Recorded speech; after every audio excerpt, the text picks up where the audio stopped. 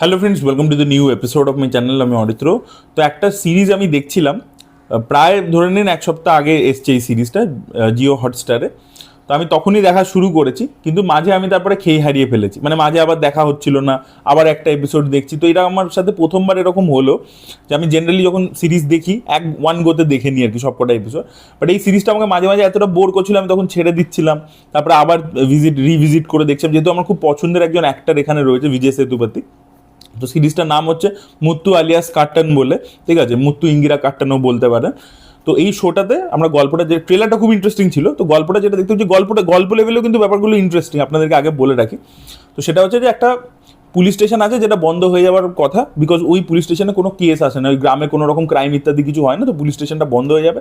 এবার পুলিশ স্টেশনের যে অফিসাররা, যেহেতু ওদের কাছে বহুদিন ধরে কোনো কেস হ্যান্ডেল করেনি, তো ওরা আর কি সবাই ল্যাদ খোরে, মদ খায়, মাংস খায়, ঠিক আছে, এইরকমভাবেই থাকে। এবার সেখানে হঠাৎ করে একটা কাটা মাথা ওরা পাচ্ছে, ঠিক আছে, বিজয় সেতুপতি। এবার এই মাথাটা কার ছিল, এই লোকটা কে, কিভাবে তার গলা লোকে কেউ কেটে দিয়েছে, কি ব্যাপার, সেখানে কত কিছু টাকাও পেয়েছে তারা। এবার সেখান থেকে তারা ইনভেস্টিগেট করতে শুরু করছে। এবার যে ইন্টারেস্টিং ব্যাপারটা, যে বিভিন্ন লোকের কাছে যখন দেখা করছে থ্রু ইনভেস্টিগেশন, বিভিন্ন লোকে ওর ব্যাপারে বিভিন্ন কথা বলছে বিজয় সেতুপতির ব্যাপারে। কেউ বলছে আর কি একটা পুরো মানে ও মানে মেন্টাল অ্যাসাইলামে ছিল, কেউ বলছে ও গ্যাংস্টার ছিল, কেউ মানে বিভিন্ন জিনিস বলছে আর কি। তো সেটাই আমরা দেখতে পাচ্ছি। তো একটা ইনভেস্টিগেশন হচ্ছে, সেখান থ্রু দিয়ে আমরা জানতে পারছি এই ক্যারেক্টারটা কে। প্রচণ্ড কালারফুল একটা ক্যারেক্টার, বিভিন্ন জিনিসপত্র আমরা দেখতে পাচ্ছি, বিভিন্ন লোকের বিভিন্ন ভার্সন আছে, এবং ফাইনালি গিয়ে আমরা একটা ক্লাইম্যাক্স দেখতে পাচ্ছি, সেখানে রিভেঞ্জের অ্যাঙ্গেল আছে। এই হচ্ছে মোটামুটি গল্প। এবং বাই দ্য ওয়ে, আমি এই সিরিজটা যখন দেখছিলাম, প্যারালালি আমি আরও একটা নেটফ্লিক্সের সিরিজ শুরু করেছিলাম, এটা সাউথ কোরিয়ান সিরিজ, যেটার নাম হচ্ছে আর্ট অফ সারা বলে। সেটাও আপনাদেরকে রেকমেন্ড করে দিচ্ছি, কারণ অনেকটা দেরি হয়ে গেছে, তাই আলাদা করে আপনারা ভিডিও করলে দেখবেন কিনা। তো ওখানেও কিন্তু কাইন্ড অফ একটা সিমিলার জোনের মধ্যে অপারেট করে। আর্ট অফ সারা অ্যাকচুয়ালি মুতু আলিয়াস কাটানের থেকে বেটার শো। আর্ট অফ সারাতে আমরা দেখতে পাই একটা মহিলার ডেড বডি পাওয়া গেছে, ঠিক আছে, একদম সেম, দেখুন কত সিমিলারিটি আছে। আর দুটো শো কিন্তু একটা আরেকটা রিমেক নয় বা কিছু নয়, একই সময় সমসাময়িক সময়ে বেরিয়েছে আর কি। তো আমরা দেখতে পাচ্ছি একটা ড্রেনের মধ্যে, ম্যানহোলের মধ্যে সাউথ কোরিয়াতে একটা মহিলার ডেড বডি পাওয়া গেছে। এবার পুলিশ দেখছে। এবার সে একটা সারা কিম বলে একজন বিজনেস উমেন ছিল, যার একটা ব্র্যান্ড ছিল ব্যাগস, লাক্সারিয়াস ব্যাগস ইত্যাদি, যেরকম লুই ভিটো, গুচির ইত্যাদি হয়, তো সেরকম তার একটা ব্র্যান্ড ছিল বুধুয়া বলে। এবার সেই মহিলার ডেড বডি পাওয়া গেছে। এবার পুলিশ ইনভেস্টিগেট করতে শুরু যখন করছে, তখন জানতে পারছে যে এই মহিলা অ্যাকচুয়ালি নিজের আইডেন্টিটিটা পুরো ফেক করেছিল, ঠিক আছে। এবার তারপরে বিভিন্ন লেয়ার্স বেরোচ্ছে, যারা যারা ওর বন্ধু ছিল, এরা ছিল, প্রত্যেকটা এপিসোডে কেউ না কেউ ওর নতুন ওর ব্যাপারে রিভিলেশন করছে, ও কোথা থেকে এসছে, কোন ব্যাকগ্রাউন্ড থেকে এসছে, ও নিজের আইডেন্টিটি কতবার চেঞ্জ করেছে, কাকে কাকে ঠকিয়েছে, সেগুলো আমরা দেখতে পাচ্ছি। এবং তারপরে একটা টাইমের পরবর্তীতে একটা বড় টুইস্ট আসে, এবং তারপর থেকে একটা ব্যাক অ্যান্ড ফোর্থ সাইকোলজিক্যাল অ্যাসপেক্টে দুটো ক্যারেক্টারের মধ্যে আমরা খেলা দেখতে পাই আর কি। মানে একটা ইন্টারোগেশন রুম, সেখানে একদিকে ডিটেকটিভ, একদিকে একটা ক্যারেক্টার, এবং সেই ক্যারেক্টারটার সাথে মানে একবার ও একটা চাল দিচ্ছে, ও একবার চাল দিচ্ছে। তো এই শোটা আপনারা দেখতে পারেন। প্রচণ্ড অ্যাকশন হেভি শো নয়, ঠিক আছে, একটু সাসপেন্স থ্রিল জোনের মধ্যে ড্রামা আছে, এবং অনেক বক্তব্য আছে ক্লাস হায়ারার্কির ব্যাপারে। তো একটা পয়েন্টের পরে শো দুটো আলাদা, অবশ্যই আলাদা, কিন্তু ইনিশিয়াল যে টেক অফটা, এবং এই যে প্রত্যেকটা ক্যারেক্টার এক এক রকমের কথা বলছে ওর ব্যাপারে, সেই কারণে প্রচুর সিমিলারিটি ইনিশিয়াল দিকটাতে আর্ট অফ সারার সাথে এই বিজয় সেতুপতির এই শোটার আছে। আমি তাই জন্য ভাবলাম এটার মধ্যেই কথা বলে দিই ওটা নিয়েও। তো আর্ট অফ সারা যারা যারা দেখেছেন তাদের ওপিনিয়ন অবশ্যই কমেন্টে জানাবেন, আর যারা দেখেনি তারা অবশ্যই চেক আউট করে দেখুন। এইবার এই বিজয় সেতুপতির শোটাতে যদি ফিরে আসি, মুত্তু আলিয়াস কাটন, এই শোটার প্রবলেম কী হচ্ছে, যে প্রিমাইসটা খুব ইন্টারেস্টিং ছিল এবং এগোচ্ছিল ভালো করে, কিন্তু কী হয়েছে শোটাই যে আমার কেন দেখতে টাইম লেগেছে, কেন মাঝে মাঝে আমি ছেড়ে দিয়েছি, 4 দিন দেখিনি, আবার তারপরে দেখা শুরু করেছি, তার কারণ হচ্ছে যে ওটা মাঝে প্রচণ্ড বোরিং, বিকজ 10টা এপিসোড রয়েছে, রান টাইমটা বিশাল বিশাল বড়। দেখুন বিজয় সেতুপতি এটাকে প্রডিউসও করেছে, সেটার মধ্যে আমি একটু পরে আসছি, আমার একটা বক্তব্য আছে সেটা নিয়ে। কিন্তু বিজয় সেতুপতি পারফরমেন্স কিন্তু হেভি দিয়েছে, ক্যারেক্টারটার মধ্যে অনেক কিছু করার আছে, নানান রকমের শেড আছে, সেটা ভালো দিয়েছে, ইভেন রোম্যান্টিক অ্যাঙ্গেলস ইত্যাদি খুব ভালো পারফরমেন্স দিয়েছে। কিন্তু কথা হচ্ছে শোটা এত বড়, এত আননেসেসারি সাবপ্লট আছে, এত বড়, এত চলছে, ঠিক আছে, যে পুলিশ অফিসার ইনভেস্টিগেট করছে, তার বাড়ি, তার প্রবলেমস ইত্যাদি নানান রকমের জিনিসপত্র আছে, যেগুলো আপনার মনে হবে দেখার পরবর্তীতে 10টা এপিসোড যে ভাই আননেসেসারি দেখাচ্ছে, এটাকে কেটে ছোটো করো, ঠিক আছে। তো সেই কারণে বোরিং লাগছিল। তো তাই জন্য আইডিয়াটা খুব ইন্টারেস্টিং ছিল স্টোরি লেভেলে, কিন্তু যে ফুল পোটেনশিয়ালটা আর একটু সিরিয়াস ট্রিটমেন্ট হওয়া উচিত ছিল, একটু কমেডি ইত্যাদি ওরা রেখেছে। তো সেই কারণে ওই ফুল মানে কিছুটা না, মানে পঞ্চায়েত জনের মধ্যেও আছে আর কি, যেটা বললাম যে থানা বন্ধ হয়ে যাচ্ছে, ওরা কেস সলভ করতে পারে না, ওদের ইনএক্সপিরিয়েন্স, সেটা একটা হিউমারও আছে আর কি, ওরকম টাইপের। তো এবার সেইটা একটা পয়েন্টের পরে আপনার মনে হবে যে ভাই এটা একটু টাইট হওয়া উচিত ছিল, শোটা তাড়াতাড়ি শেষ হয়ে যাওয়া উচিত ছিল, ঠিক আছে, প্রিমাইসটা তো ইন্টারেস্টিং ছিল, আরও গ্রেট কিছু শো হতে পারতো, সেই জিনিসটা আপনার দেখার পরবর্তীতে ফিল হবে আর কি মুতুয়ালিয়াস কার্টেন। তো যারা এই সিরিজটা দেখে ফেলেছেন তাদের কি ওপিনিয়ন অবশ্যই জানাবেন, আর যারা দেখবেন ভাবছেন একবার ট্রাই করে দেখতে পারেন বিজয় সেতুপতির পারফরমেন্সের জন্য এবং স্টোরি আইডিয়ার জন্য, কিন্তু প্রচণ্ড বোর করবে মাঝে মাঝে, যেরকম আমার ক্ষেত্রে হয়েছে প্রথমবারই হলো যে মানে আজ দেখছি আবার 3 দিন পরে দেখছি, এরকমভাবে দেখছি, নাহলে জেনারেলি আমি ওয়ান গোতে দেখি। আর এবার আমি যে বিষয়টা নিয়ে কথা বলবো সেটা হচ্ছে বিজয় সেতুপতি যে বললাম এই শোটা প্রডিউস করেছে, বিজয় সেতুপতির না মানে ওয়ে অফ ওয়ার্কিংটা আমাকে না লোকটার জন্য খুব ভাবাচ্ছে। কেন বলছি, লোকে বলবে ভাই তোমার কি, ও যা খুশি করছে নিজের জায়গায়, বাট বিজয় সেতুপতিকে আমি খুব পছন্দ করি, তার ছবি আমরা দেখছি বহু বছর ধরে, অ্যাজ এ হিউম্যান বিং সে ভালো, এবং সে সিনেমাকে সত্যিকারের ভালোবাসে, জেনুইনলি আর্ট ভালোবেসে করে।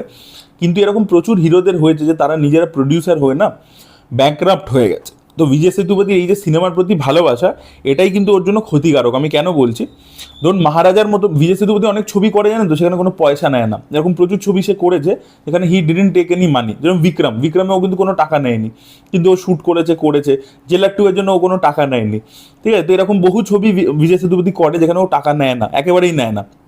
আচ্ছা, কিছু ছবি করে যেগুলো ফিনান্সিয়াল প্রেশার যাতে না আসে ছবির উপরে, তাই জন্য পরে যদি ছবি ব্যবসা করে তাহলে আমাকে টাকা দিও। মহারাজা কিন্তু সেইভাবেই বানানো একটা ছবি, ঠিক আছে। পরে মহারাজা ব্লকবাস্টার হয়ে গেছে সেটা অন্য ব্যাপার, বাট যদি মহারাজা ফ্লপ হতো কোনো কারণে, যদি ছবি ভালো না হতো, কানেক্ট না করতো, অনেক সময় ভালো ছবিও কানেক্ট করে না, সেই জিনিস যদি হতো তাহলে বিজয় সেতুপতি কোনো টাকা পেতো না, কারণ প্রফিট শেয়ারে করছিল। তো এইটা একটা সে এরকমভাবে ওয়ার্কিং, তার সে প্রচুর কাজ করে, প্রচুর ছবি করে, অ্যাক্রস দ্য ইন্ডাস্ট্রি করে, হিন্দি তেলেগু তামিল কিছু বাদ রাখে না, সেটা যেরকম করে প্রচুর খারাপ ছবিও করে বিজয় সেতুপতি। মাঝে সেটা প্রচণ্ড বেড়ে গেছিলো, এখন একটু কমেছে সেটা। মাঝে দেখবেন প্রচণ্ড ভুল ভাল ছবি সে করছিল, প্রচুর পরিমাণে ছবি করছিল আর প্রচুর ভুলভাল ছবি করছিল। আর কি হয়েছিল যে এরকম অনেক ছবি সে করছিল যেগুলোতে সে কোনো পেমেন্ট পাচ্ছে না, ঠিক আছে, অনেক ছবির সাথে অ্যাসোসিয়েটেড হচ্ছে প্রফিট শেয়ারে, সেই ছবি যদি প্রফিট না করে সেও পাচ্ছে না, সেটা গেল একটা। আর সেকেন্ড হচ্ছে যে কিছু সেট অফ ডিরেক্টরস আছে যাদের প্রতি না বিজয় সেতুপতি প্রচণ্ড মানে এই বন্ধু প্রীতিটা প্রচণ্ড বেশি, মানে বায়াসড। এই মানিকান্ডন আছে, তারপরে দেখবেন যে আরেকটা ডিরেক্টর খুব ভালো, নলন কুমার স্বামী, বিজয় সেতুপতিকে নিয়ে সদু কাবাম বানিয়েছিল 2013 সালে। তো এই মানিকান্ডন, কুমার স্বামী, এরা সব বিজয় সেতুপতি এই যে স্টার হয়ে উঠেছে, তো সেটার পিছনে এদের কিন্তু কন্ট্রিবিউশন আছে। ইনিশিয়াল ডেজে ওরা ওকে নিয়ে ছবি করেছে, ডিফারেন্ট কাইন্ড অফ ছবি, সেগুলো কানেক্ট করেছে। এবার ওই জন্য বিজয় সেতুপতি এদের প্রতি এত লয়াল যে বিজয় সেতুপতি না এরকম কিছু কিছু ডিরেক্টর আছে তাদের সব ছবি প্রডিউস করছে এবং সেগুলো প্রত্যেকটা ফ্লপ হয়েছে, and he had made financial losses. বম্বেতে কি হয়, হিরোরা কি হয় যে প্রডিউস করলেও কর্পোরেটের সাথে টাই আপ করে, বা সাউথ ইন্ডিয়াতে পার্সোনাল ফিন্যান্স, ওখানে কোনো আপনাকে ধার নিয়ে আপনাকে সিনেমাটা বানাতে হবে বা ঘরের টাকা লাগিয়ে সিনেমা বানাতে হবে। ওখানে কিন্তু কোনো ব্যাপার নেই যে আপনি কর্পোরেট ইনভলভ আছে, আপনারা জানেন সেটার ব্যাপারে আমরা কথা বলেছি। বিজয় সেতুপতি একটা ছবির ব্যাপারে ইন্টারভিউতে একবার বলছিল যে একটা ছবি সে স্টার্ট করেছিল, মাঝে গিয়ে সেটা শেলফ হয়ে যায়, 1,75,00,000 টাকার লস হয়। সেই ছবি করেছে অরেঞ্জ মিডটাই বলে, একটা রোড মুভি ছিল, সেই ছবিটা ফ্লপ। লাবম বলে একটা ছবি করেছে, ছবিটাও ভালো হয়নি, ওটা ডিরেক্টরের লাস্ট ছবি ছিল, মারা গেছেন ওই ভদ্রলোক, সেই ছবিটা প্রডিউস করছিল, সেই ছবিটাও ফ্লপ হয়ে গেছে। তো এরকম প্রচুর কিছু। তারপরে এই যে নলন কুমার স্বামী, এ যেরকম বিজয় সেতুপতিকে নিয়ে 2টো ছবি করেছে, সেই 2টো ছবি ভালো ছিল। তারপরে এই যে কার্তিকে নিয়ে যে ছবিটা করলো, যে ছবিটা একেবারে ডিজাস্টার হয়ে গেছে, ছবিটা খুব একটা খারাপ ছিল না বাবাতিয়ার, কিন্তু একদম ডিজাস্টার হয়ে গেছে ছবিটা, ও খুব এক্সট্রাঅর্ডিনারি ছবিও ছিল না। সে নিজে ইন্টারভিউতে এসে বলছে যে আমি কার্তির সাথে কাজ করতে পারছিলাম না, আমার একটা পয়েন্টের পরে কার্তি যা চেঞ্জ করতে বলেছে আমি বলেছি আপনি করে দিন, আপনি লিখে নিন, ঠিক আছে। তো ওই ডিরেক্টরও কমফর্টেবল নয় অন্য কোনো হিরোর সাথে কাজ করতে। ও বিজয় সেতুপতির সাথে বলছে আবার একটা ছবি করবে, সেটা বিজয় সেতুপতি প্রডিউস করবে আর কি, ঠিক আছে। তো ওরাও আর কি বিজয় সেতুপতির সাথে কমফর্টেবল, আর বিজয় সেতুপতি ওদেরকে ছাড়তে পারছে না, ঠিক আছে। সেটা খুব ভালো কথা, বন্ধুর জন্য অবশ্যই করা উচিত। কিন্তু ব্যাপারটা হচ্ছে যে এই যে এরকম ব্যাক টু ব্যাক অনেকগুলো প্রজেক্ট যদি বিজয় সেতুপতি করতেই থাকে, যে পয়সা না নিচ্ছে এবং অন্য লোককে প্রডিউস করে দিচ্ছে এবং সেগুলো কোনো রেজাল্ট দিচ্ছে না। ধরুন আমি একটা ছোটো ছবি করলাম, কিন্তু সেটা যদি আমাকে বক্স অফিসে রিটার্ন এনে দেয় তাহলে ভালো কথা, কিন্তু রিটার্নও এনে দিচ্ছে না, পরপর ফ্লপ হচ্ছে। তো সেইখানে কিন্তু এই জিনিসটা, এই যে মানিকান্ডন এই শোটা প্রডিউস করেছে, এবার এটা ওটিটি প্ল্যাটফর্মের কাজ, আপনি টাকা ফেরত পেয়ে যাবেন, কোনো চাপ নেই। কিন্তু এইটা যদি ধরুন একটা বিশাল ব্লকবাস্টার সাকসেস হতো, আমি জানি না সাউথে কী রিসেপশন আছে আমি বলতে পারবো না, বাট যদি এটা ব্লকবাস্টার সাকসেস হতো, এটা যদি মানে সেইভাবে বানানো হতো, কোনো ভালো ডিরেক্টর থাকতো, এটা যেরকম একটু সেলফ ইন্ডালজেন্ট কাজ হয়ে গেছে, তাহলে এটা পরের সিজন বানাতে পারতো। তো বিজয় সেতুপতির যে প্রোডাকশন হাউস আছে 2014 সাল থেকে আছে, তো সেই প্রোডাকশন হাউসের লাভ হতো, তারা আরেকটা সিজন বানাতে পারতো, তাতে আরও টাকা ঢুকতো। তো এটা যেহেতু খুব সেলফ ইন্ডালজেন্টভাবে বানানো, যে হ্যাঁ ডিরেক্টর একটা এক্সপেরিমেন্ট করছে কিছু, বিজয় সেতুপতিও তাকে ছেড়েছে আর কি, যে হ্যাঁ ভাই করো। এবার করতে গিয়ে কী হচ্ছে যে শোটা সেরকম এক্সট্রাঅর্ডিনারিও হচ্ছে না, ঠিক আছে, সেলফ ইন্ডালজেন্ট হয়ে যাচ্ছে। তো এই ব্যাপারগুলো হচ্ছে। তো বিজয় সেতুপতি না এই যে বন্ধুদেরকে সাপোর্ট করা, ডিরেক্টরদেরকে, বা যে ছবি ভালো লাগছে সেটাকে ব্যাকিং করা, বা ফিজ না নিয়ে কাজ করা অন্য ছবিতে, সেটা তার বুঝে করা উচিত। মানে এরকম ছবিতে করা উচিত, অবশ্যই করা উচিত, আর্টকে সাপোর্ট করছে সে, কিন্তু তার নিজের দিকটাও ভেবে। এবার দেখুন, এটাও সত্যি কথা, বিজয় সেতুপতি এখন কেরিয়ারের একদম পিকে আছে, প্রচুর ছবি করে, সে প্রচুর অফার্স পায়। এই দেখুন না, পুরী জগন্নাথকে নিয়ে তেলেগু ছবি করছে, উপেন্নার মতো ছবিতে সে ভিলেন করেছিল। তো ওইগুলো থেকে ভালোই কামিয়ে নেয় আর কি, আমার মনে হয় যেটা, যে ওই ইন্ডাস্ট্রিগুলোতে হিন্দিতে সেখানে এসে ভালো ভালো কামিয়ে নেয় প্রচুর টাকা, এবং ওখানে গিয়ে ওই এক্সপেরিমেন্টগুলো করে। এবার সেটা যতক্ষণ এই অ্যাক্টিং অফার্স আসতে থাকছে সেটা খুব ভালো, ততক্ষণে তুমি এই সোর্সটা তোমার আছে, তুমি এক্সপেরিমেন্টগুলো করতে পারছো। কিন্তু যেদিনকে, এটা তো বয়সেরও ব্যাপার আছে, ঠিক আছে, বিজয় সেতুপতি চিরকাল হিরো থাকবে না, প্লাস তার যে ফিজিক ইত্যাদি সব কিছু মিলিয়ে, তো একটা পয়েন্টের পরবর্তীতে যখন এই অফার্সগুলো আসা বন্ধ করে দেবে হিরোর বা এগুলো, তো সেগুলো যত কমতে শুরু করবে একটা পয়েন্টের পরবর্তী, তখনও যদি সে এরকম ছবি প্রডিউস করতে থাকে দিলদরিয়াভাবে, তাহলে কিন্তু তার বিপদ আছে আর কি। যেটা অনেক হিরোদের সাথেই এরকম দেখবেন হয়েছে, আগেকার দিনে তো হয়েইছে, যে প্যাশন প্রজেক্ট, প্রচুর টাকা লাগিয়ে দিয়েছে বাড়ি থেকে, বড় ছবি করেছে, এবং তারপরে সেই ছবি ফ্লপ হয়ে গেছে, তারপর বিশাল ধার দেনা হয়ে গেছে, ঠিক আছে। অনেকে আবার বাউন্স ব্যাক করেছে, যেমন রাজ কাপুরের প্রচুর ধার দেনা হয়ে গেছিলো মেরাজাম জোকার করতে গিয়ে, আবার বাউন্স ব্যাক করেছে ববি দিয়ে। কিন্তু অনেকে আবার বাউন্স ব্যাক করতে পারেনি, একদম হারিয়েও গেছে। তো আশা করো বিজয় সেতুপতির লসেস হবে না এই ধরনের প্রোডাকশন ইত্যাদি করতে গিয়ে, লসেস হবে না, সে অন্য যা কাজ পাবে সেগুলোতে সাকসেস পাবে, এবং সেই ছবিগুলোর জন্য সে আরও অফার্স পাবে, আশা করবো সেটাই। He is a terrific actor, অসাধারণ একজন অভিনেতা। তো তাকে পছন্দ করি আমি, আপনার প্রত্যেকেই জানেন, আমরা চ্যানেল যারা দেখেন। তো আমার এটা দেখে মনে হলো, একটা প্যাটার্ন আমি দেখতে পেলাম, যে বিজয় সেতুপতি যাই প্রডিউস করে সেগুলো সবই ফ্লপ হয়, ঠিক আছে। তো সেখান থেকে আমার মনে হলো যে একটা কনসার্ন, যে ভাই লোকটা যেন ক্ষতি না হয়ে যায়। তো এটাই বলা ছিল। আর সিরিজ দুটো কারা দেখেছেন অবশ্যই কমেন্টে লিখে জানাবেন। Thank you so much, by.